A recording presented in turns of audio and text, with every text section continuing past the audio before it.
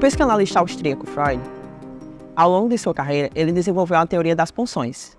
Ele vai falar que as pulsões elas parecem com instintos, mas elas têm algumas diferenças. Por exemplo, os instintos animais, eles são padronizados, eles possuem natureza e eles são hereditários. As pulsões não, pois elas são aleatórias. No início dessa formulação dessa teoria pelo Freud, ele coloca as pulsões no inconsciente. Depois, ao longo da teoria dele, ele vai desenvolver o id, o ego e o superego, e isso vai mudar. E essas pulsões elas sairiam do inconsciente como uma descarga de energia do aparelho psíquico. E quando elas saíssem do inconsciente, elas iam encontrar a pré-consciência e a consciência. E aí aqui está o problema. Porque quando essas pulsões elas saem do inconsciente e chegam na consciência, elas encontram uma espécie de barreira. Porque a consciência é onde está adotada a cultura e as regras morais. Toda a nossa vivência está no consciente.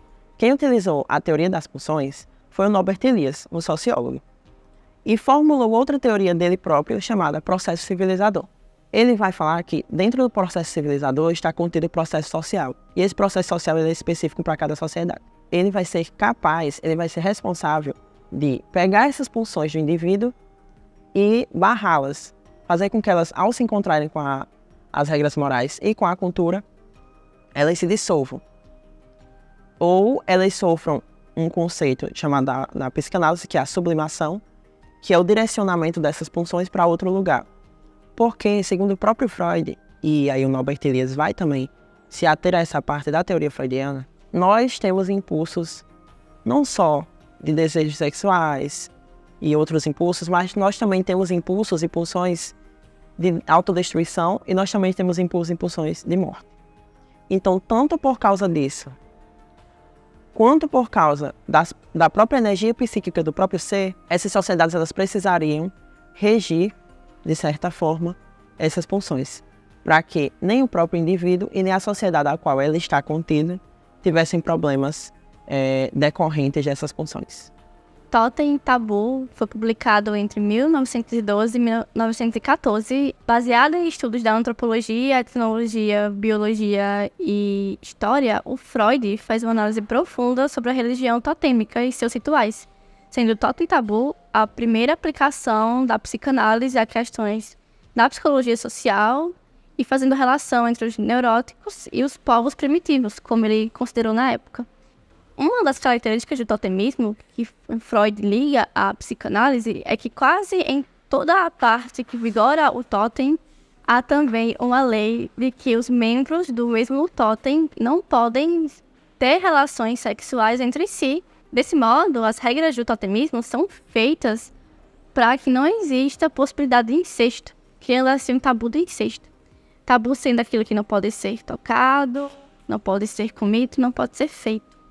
E ao longo do livro, Freud chega à conclusão de que os dois tabus, que seria não casar com alguém do mesmo clã e não matar o animal totêmico, se relacionam com os dois desejos reprimidos do complexo de Édipo, que esse complexo forma o núcleo de todas as neuroses.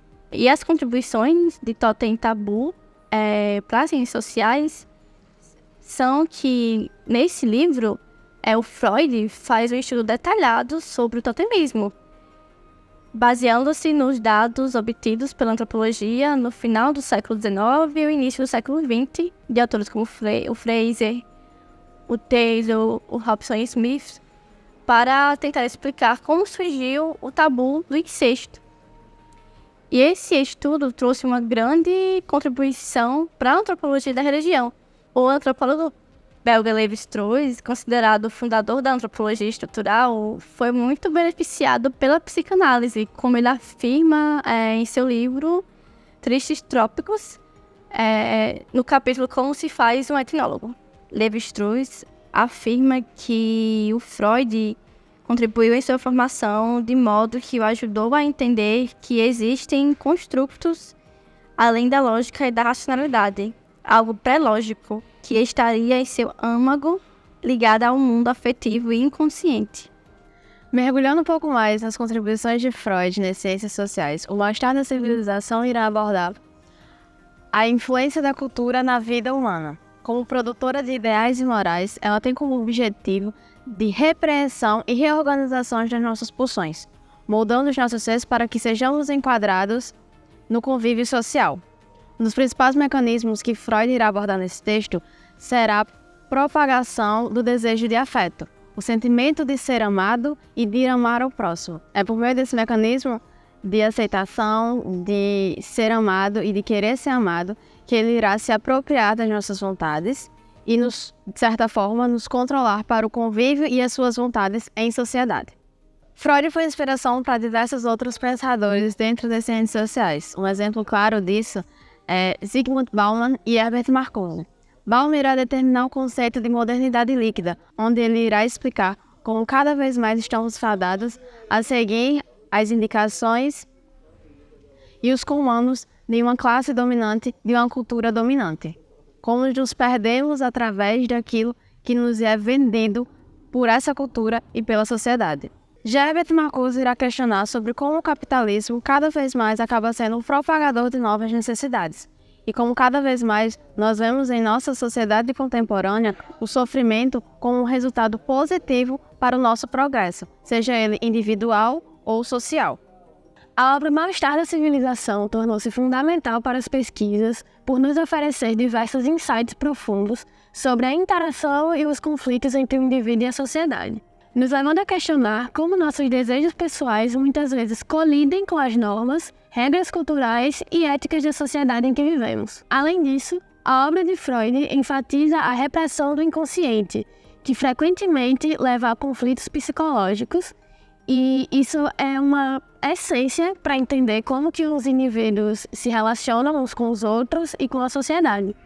Afinal, os desejos reprimidos podem se manifestar de maneiras inesperadas e, com isso, moldar nossas interações sociais. Em suma, o Mal-Estar da Civilização, de Freud, não só nos ajuda a compreender esses dilemas psicológicos individuais, mas também lança toda essa luz sobre essa complexidade das relações sociais, destacando constantemente essa luta entre necessidades pessoais e as demandas da sociedade. Por isso, a obra continua a ser uma leitura essencial para qualquer estudante de ciências sociais que deseja explorar todas essas complexidades das interações entre o indivíduo e a sociedade.